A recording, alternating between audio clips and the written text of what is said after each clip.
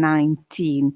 You comfortable, and how do parents prepare the kids for an extra week of holidays? Yes, and I think that we are comfortable with it as our membership, and I agree that really with this huge surge, it is really important that we put safety first. So what we are really encouraging parents is to understand and work with their schools to make sure that we try and make sure that we do not really contribute to the surge, which is actually quite, we have not seen these numbers before. You're obviously representing the Independent Schools Association of Southern Africa, so this will kind of go right across the board. What about Model C and state, the state schools, for example? If they do not delay the reopening, we're opening up a whole community of possibly being exposed to COVID-19. No, and I know you have no jurisdiction over that area. Am I correct? Yes, that's true. And also, even within our membership, we make recommendations. We are not prescriptive. But what I have to add is that public schools are scheduled, I think, to open, I think, the 27th or the 28th of January. So they were going to open 2 weeks later than us. Ah, okay. That's it. So right. That is also the hope is that actually the numbers would have declined quite a bit by then, and that really we do support the Department of Basic Education's call that schools must open. So we really stand with them there as well. Okay, apologies. I don't have school-going children, so I'm kind of out of touch with opening and closing of school, holidays, and all of that. That does obviously, create this burden for parents, because there's issues around if they're having to go back to work. We do know lots of people are working from home, but it is that extra supervision that is required for the kids at home. Certainly, and I think that is why we really support government's position that schools should be open, because we do know that when schools are not open, the children are a lot more vulnerable. But I think that also what happened with the shutdown as independent schools, we unfortunately had to go online, and that placed a great deal of burden on parents. That also put a great deal of burden on teachers as well. But I do think that we must not rule that out until we really are able to get over this pandemic. And actually, we have recommended that our membership should consider not enrolling all the students in the 18th if that's possible, but to stagger it, because I think that we really must not try and contribute to the spread of this virus. In terms of preparedness to take in the kids and protect them against COVID-19, I'm thinking masking, social distancing, hand washing, etc. Monitoring, of course, which is also important. With those gadgets that check their oxygen levels and their body temperatures.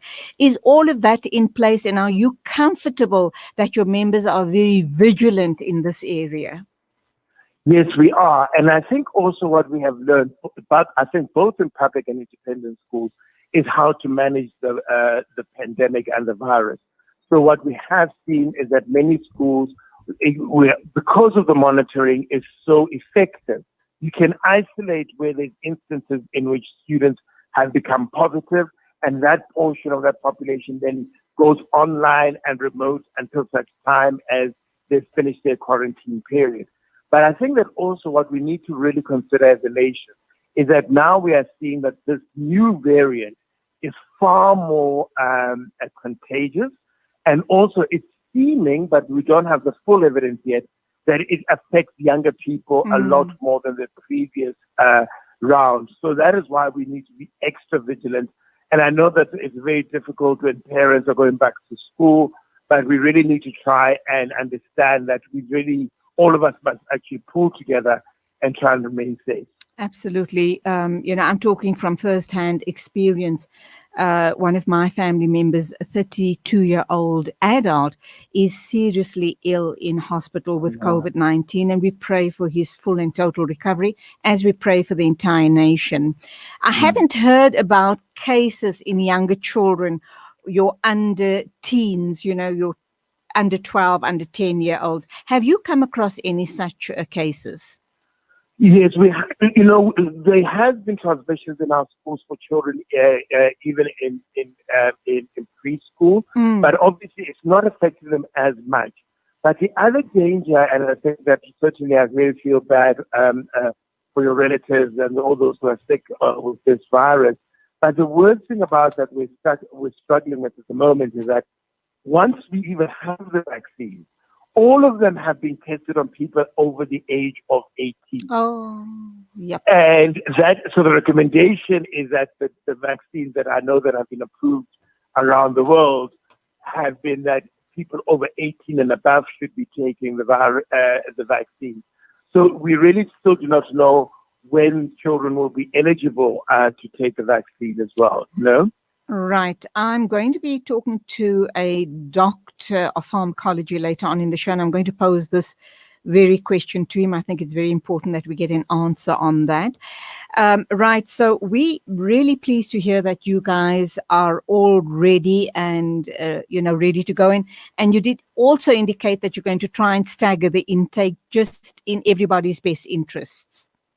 Yes, certainly. Yes. Brilliant. And also it depends on the school as well, because our membership is so diverse. We've got 850 members in Southern Africa.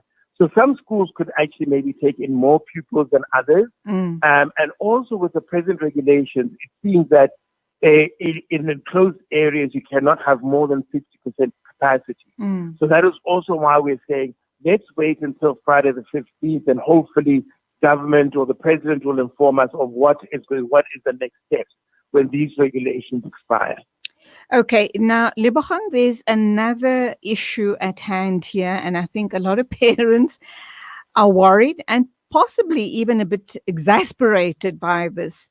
There's been a flyer going around on social media platforms, and it's suggesting that the Department of Basic Education requires your input on the 2022 proposed school calendar. They're asking the general public and parents in particular to give input on that. We're so overwhelmed currently by COVID and what's happening in our school systems and in our everyday lives. I think people are kind of thinking we can't even apply our minds to the proposed 2022 calendar when we don't know how 21 is going to play out. You're breaking up? Yeah. Are you breaking up? Just kind of turn around and try and get back into the position you were standing just now. Thank you. Can you hear me now? Loud and clear. Thank you. Okay, perfect. Thank you. So unfortunately, we need to adjust our schedules as we move forward. But the regulations require feedback and the calendar be determined early so that people can make plans for the following year. But I'm hoping really that with what our Minister of Health has said, that they're hoping to roll out a vaccine as early as February, that really by 2022, we are mostly back to normal. So, and I think that also the Minister, what she wants people to consider is public holidays, religious holidays, and being given all that information so that the calendar doesn't clash with holidays. Okay, that makes perfectly good sense. Thank you indeed for the clarification on that. And before I let you go, is there anything of importance that you'd like to share with parents listening to us this morning regarding the new school year? Yes, I mean, I think that what I'd always encourage parents to do, even when during holidays, is really encourage their children to read. Really take the children to the library. Encourage reading at home, because that is what is going to help the children do it. Absolutely. Lebogang, wonderful talking to you. Lebogang Monjane is the Executive Director of Independent Schools Association of Southern Africa. And we pray, we put our hands together that this is going to be a great year for our children, our educators, and for the nation at large. Thank you for your time. Thank you. They say breakfast is the most important meal of the day, yet many children go to school hungry because of poverty.